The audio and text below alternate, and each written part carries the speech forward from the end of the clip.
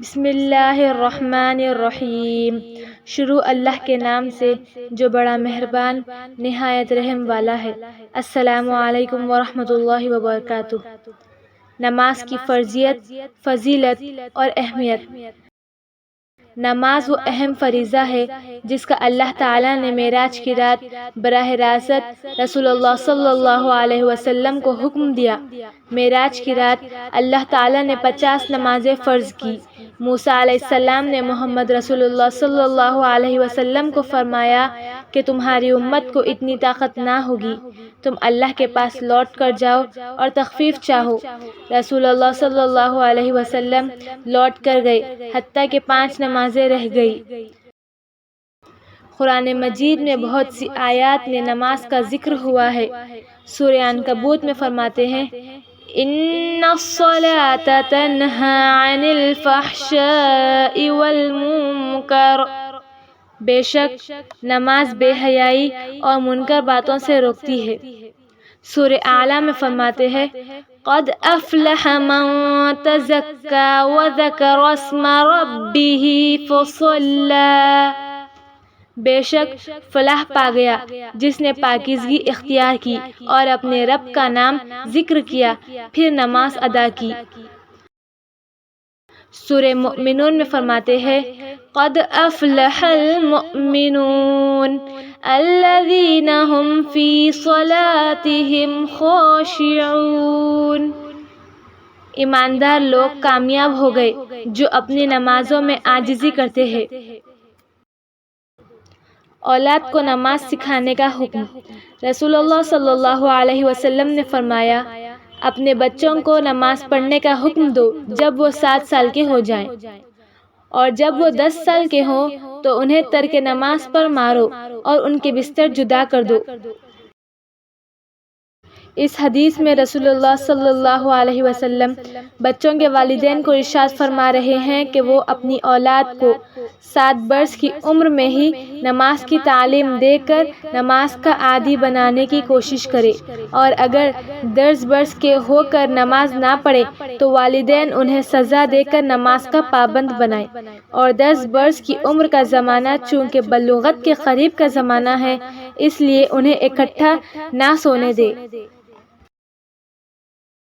ترک نماز کفر کا اعلان۔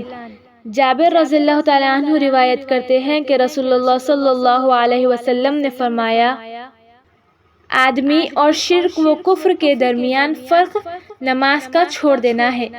اس کا مطلب یہ ہے کہ اسلام اور کفر کے درمیان نماز دیوار کی طرح حائل ہے۔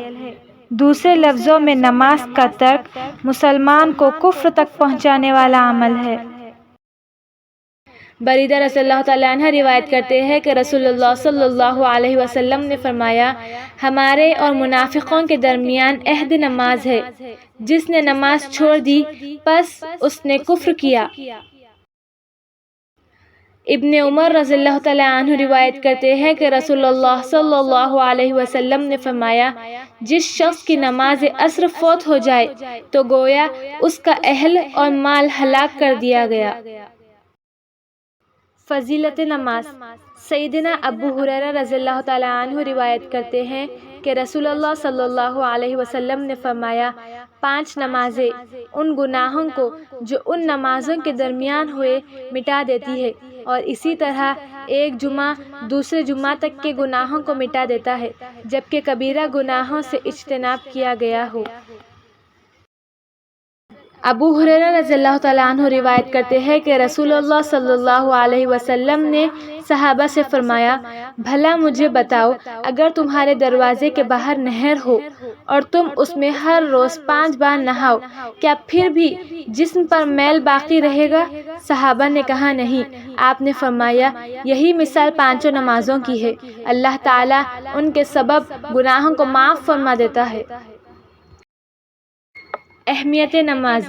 رسول اللہ صلی اللہ علیہ وسلم نے فرمایا قیامت کے دن لوگوں کے اعمال میں سے سب سے پہلے نماز ہی کا حساب ہوگا۔ عبداللہ بن مسعود رضی اللہ تعالیٰ عنہ فرماتے ہیں میں نے رسول اللہ صلی اللہ علیہ وسلم سے سوال کیا کہ اللہ تعالیٰ کو کون سا عمل زیادہ محبوب ہے؟ آپ نے فرمایا وقت پر نماز پڑھنا۔ میں نے کہا پھر کون سا؟ آپ نے فرمایا ماں باپ کے ساتھ نیک سلوک کرنا۔ میں نے کہا پھر کون سا؟ آپ نے فرمایا اللہ کے راستے میں جہاد کرنا۔ سیدنا علی رضی اللہ تعالیٰ عنہ سے روایت ہے کہ رسول اللہ صلی اللہ علیہ وسلم کا آخری کلام تھا نماز اور غلام کے بارے میں اللہ سے ڈرو۔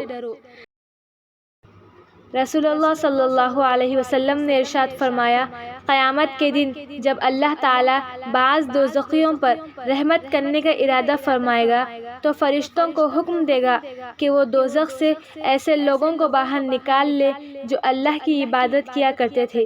فرشتے انہیں نشان سجدہ سے پہچان کر دوزخ سے باہر نکال لیں گے، کیونکہ سجدے کی جگہوں پر اللہ تعالیٰ نے دوزخ کی آگ کو حرام کر دیا ہے، وہاں آگ کا کچھ اثر نہ ہوگا۔